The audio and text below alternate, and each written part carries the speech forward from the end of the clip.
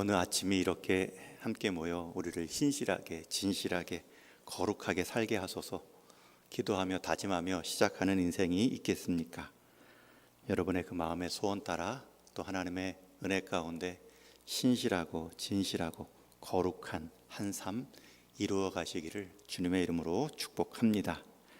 이제 4일째입니다. 조금 피곤할 수도 있는데 그래도 우리의 기도가 나를 깨우고 가정을 깨우고 공동체를 깨운다 라는 분명한 확신을 가지시고 함께 기쁨으로 이어가시기를 바랍니다. 또 이렇게 아침마다 매일 보니까 꼭 수양에 와 있는 기분입니다.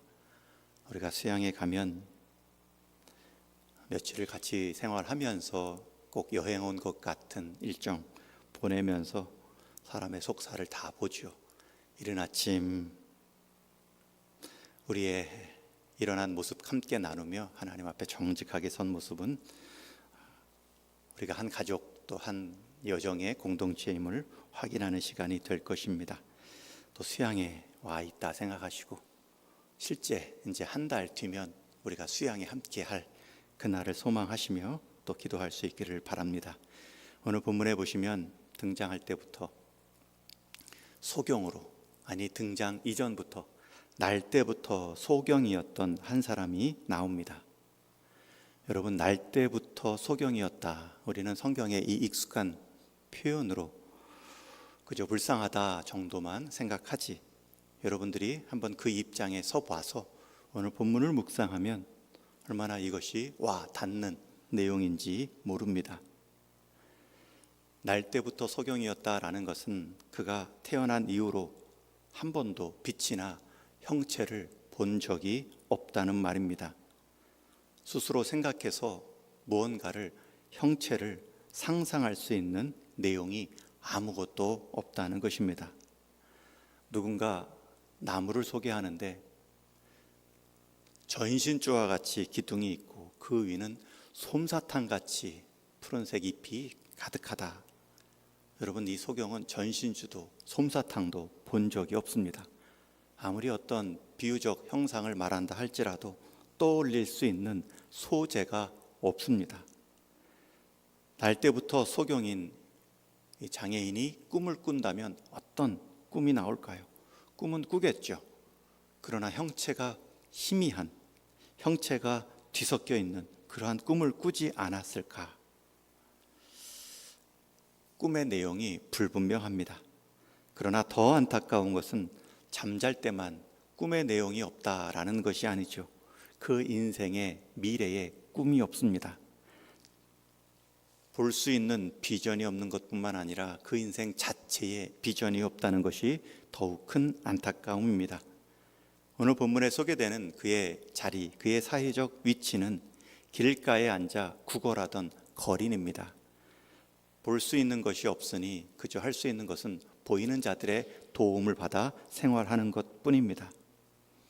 하루하루 인생의 새로운 날의 시작은 있지만 그 한 날의 가장 큰 소망은 내가 가져온 이 동량통 안에 더 많은 사람들의 동량을 받는 것이 전부입니다. 이때 예수님께서 그 길을 지나시다 이 소경을 만나십니다.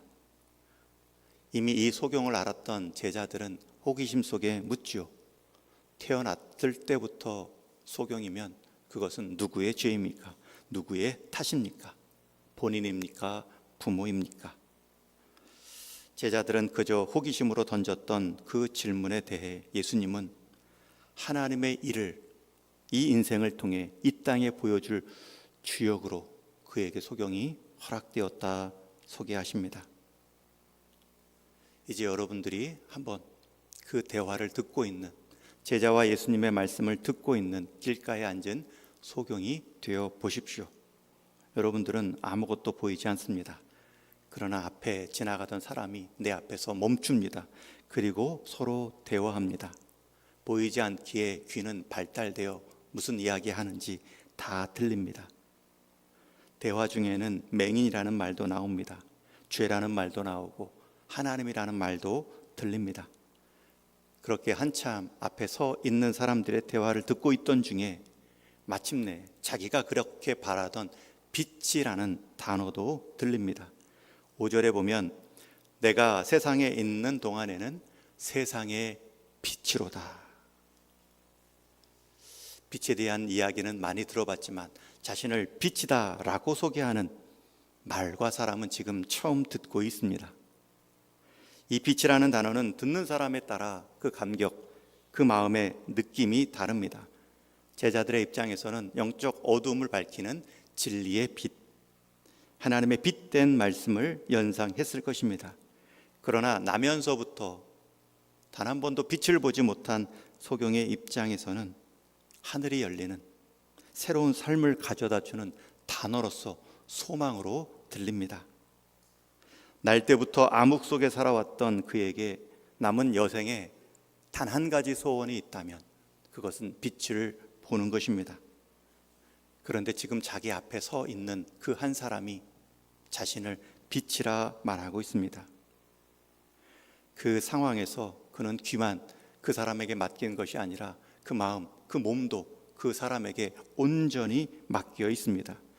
6절에 보면 침을 뱉어 진흙을 이겨 그의 눈에 바르시고, 내가 세상에 있는 동안에 나는 세상의 빛이다 라는 말씀 후에 바로 예수님은 행동하시는데 소경에게 침을 뱉은 진흙을 눈에 바르십니다. 이 소경의 입장이 또 한번 되어 보십시오. 앞에 사람, 나는 빛이다. 그 빛된 사람, 그분이 누구일까? 그분을 보는 것이 내 인생의 빛을 보는 것이 아닐까? 귀만 열린 것이 아니라 마음도 열렸고 그 열린 마음으로 자기 몸도 의지하듯 예수님께서 진흙을 바를 때에 이 소경은 그것을 허용하고 있습니다.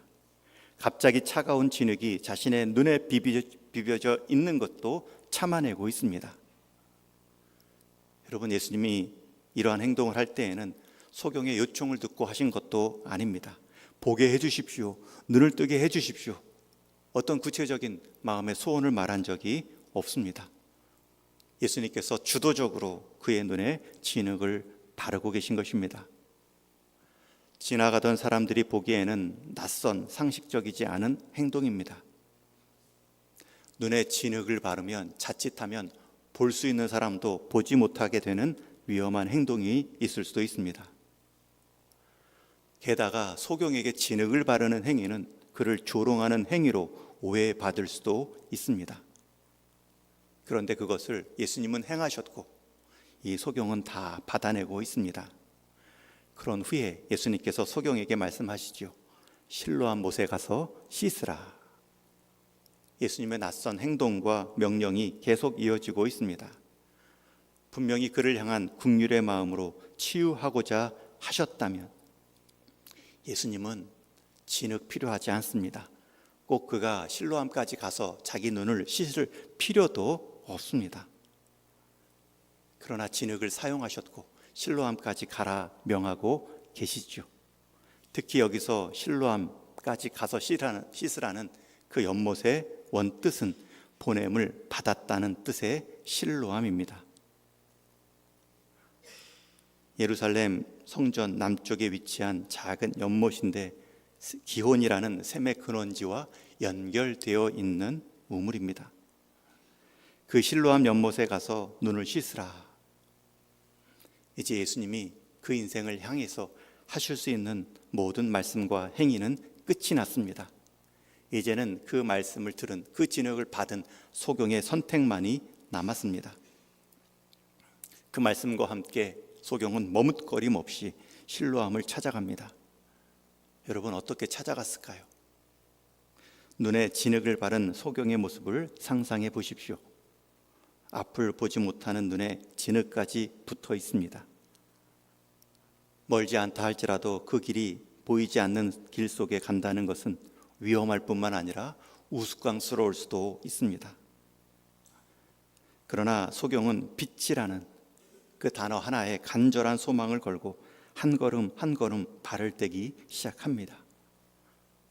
오늘 본문 9절 하반절에 보면 이에 가서라는 표현, 즉각적인 순종이고요.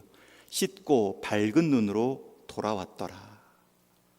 예수님이 행하신 모든 명령을 순종했고 그 결과는 밝은 눈으로 다시 자기 자리로 돌아왔더라 기록하고 있습니다. 연못으로 갈 때와 올 때가 달랐겠죠. 갈 때는 여전히 지팡이를 의지한 채 예민한 귀로 연못까지 찾아갔습니다. 그러나 올 때에는 손에 들려졌던 지팡이가 필요하지 않습니다. 아니, 그 지팡이로 하나하나 짚고 왔던 그 길을 눈으로 하나하나 확인하며 처음으로 세상을 자신의 눈으로 바라보고 걸어왔습니다. 이제 그 소경에는 빛이라는 것, 그저 눈에 환하게 들어오는 빛만을 의미하지 않습니다. 그 인생에 빛을 가져오신 그분이 누구일까?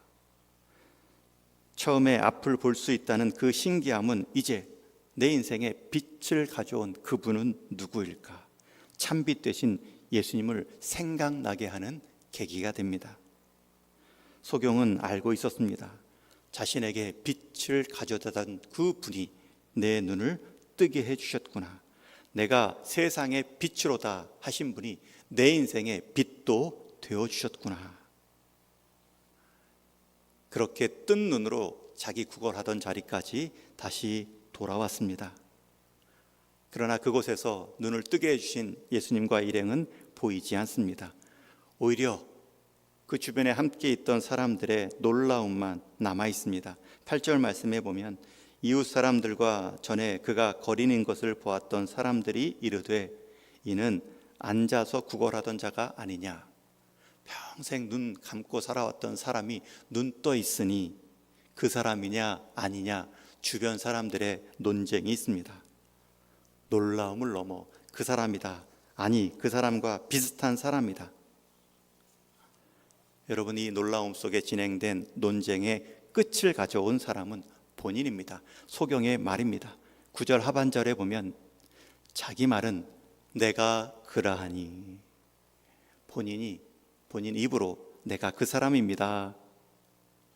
이전에 앞을 보지 못했던 그 사람이 지금 여러분 앞에서 보고 있는 바로 저입니다. 더욱 놀라서 그들의 궁금증은 10절 말씀해 보면 그들이 묻되 내 눈이 어떻게 떠졌느냐. 고침을 받은 소경은 또 한 번 주저함 없이 대답하지요. 11절에 대답하되 예수라 하는 그 사람이 진흙을 이겨 내 눈에 바르고 실로암에 가서 씻으라 하니 가서 씻었더니 보게 되었더라. 소경은 분명히 말씀합니다. 예수님, 진흙, 실로암, 그것들 자체가 실로암, 진흙, 예수님, 이 소경이 눈을 뜨게 한 요소이죠. 나머지 두 개는 주변에 있던 사람들에게도 친숙한 소재입니다. 진흙과 실로암. 그러나 그들에게 생소한 이름 예수라는 사람에게 주변에 듣던 사람들도 관심이 모아집니다. 예수라는 사람이 그리고 읽진 않았지만 12절에 보면 그들이 이르되 그가 어디 있느냐. 이제 예수님께 관심이 모아지고 있습니다. 여러분, 오늘 사건을 통해서 예수님은 이 소경의 소경됨은 그나 그의 부모의 탓이 아니라 하나님께서 이 땅 가운데 이루실 일 때문에 이 인생에게 소경이 허락되었다라고 말씀하셨습니다. 여러분, 이 인생에게 하시고자 하시렸던 하나님의 뜻이 무엇입니까? 바로 빛 중에 빛 되신 참빛 되신 예수님을 보고 보여주는 삶이 되는 것입니다.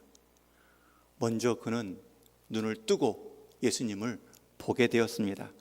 그리고 나는 본다라고 말하지만 여전히 물리적인 빛만 보고 물리적인 형체만 보는 사람들, 영적인 눈은 가리워져 예수님을 보지 못했던 그 사람들을 향하여서 우리는 또 다른 볼 것이 있습니다 라는 것을 보여주는 데 있어서 여러분, 한평생 태어날 때부터 소경이었던 그 사람이 그 일에 쓰임받고 있는 것입니다.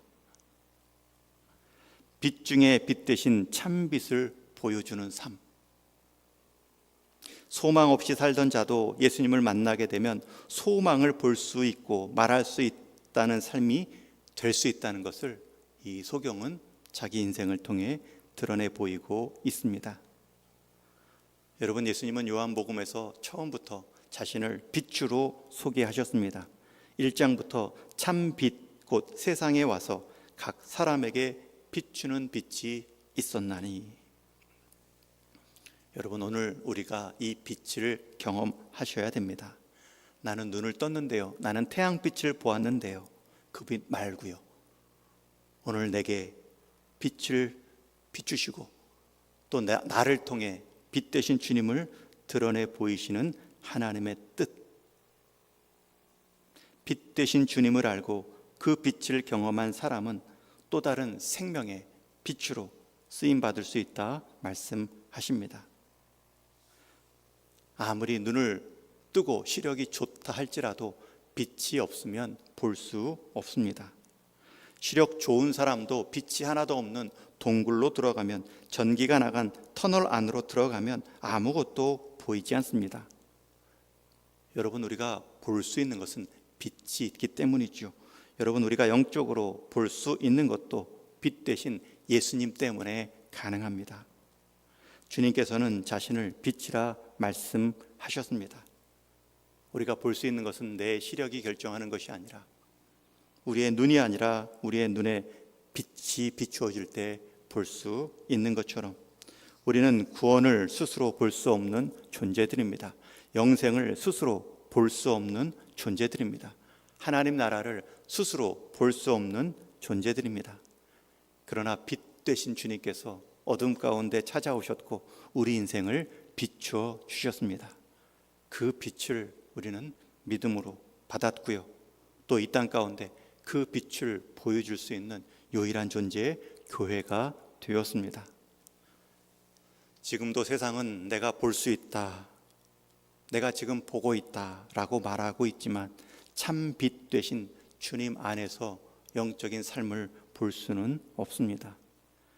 오늘 본문에서는 이 소경의 삶도 하나님께서 행하실 일이 있다, 그 행하시는 일이 참 빛을 보고 보여주는 삶임을 말씀하고 있습니다. 여러분, 인생 가운데 혹 소경같이 잠시 보이지 않는 어둠의 시간이 있을 수 있습니다. 하나님은 그 일을 통해 주님을 더 분명히 경험케 하기를 기대하고 계십니다. 그 고난, 내가 보지 못하는 것이 내 잘못도 내 부모님 탓도 아닌데 이런 일이 일어났을까?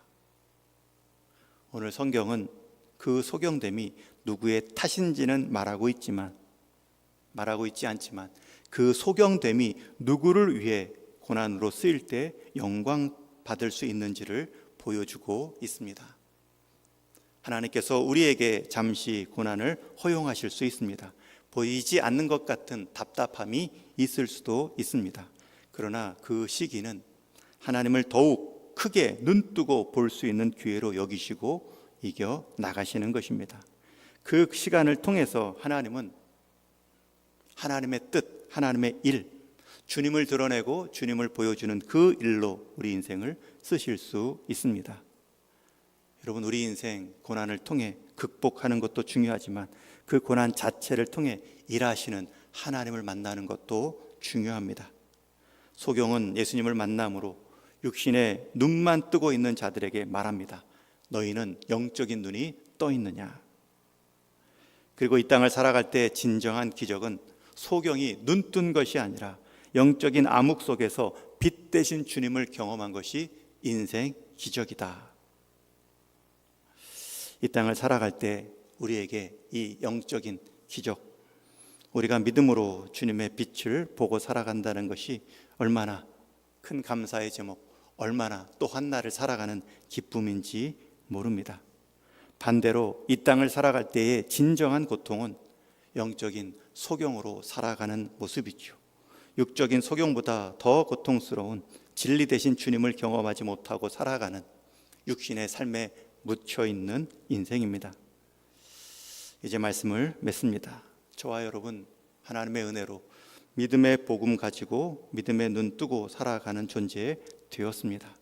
우리의 삶에 감사가 있을 뿐만 아니라 우리가 본다라고만 말할 것이 아니라 여전히 영적 암흑 속에 소경의 자리에 앉아 있는 사람들을 향해 우리가 빛된 주님을 소개하는 영적인 안내자로 쓰임받는 성도가 되기를 소망합니다. 무엇보다 다음 세대에 우리 주변의 믿음의 식구들을 향하여서 형식적인 신앙이 아닌 하나님의 빛을 경험하는 기회가 될 수 있도록 이번 수양에도 쓰임받게 하여 주옵소서. 함께 기도하고 준비되는 이 아침 되기를 주님의 이름으로 축원합니다. 우리 같이 한번 기도하시겠습니다. 들은 말씀 기억하며 기도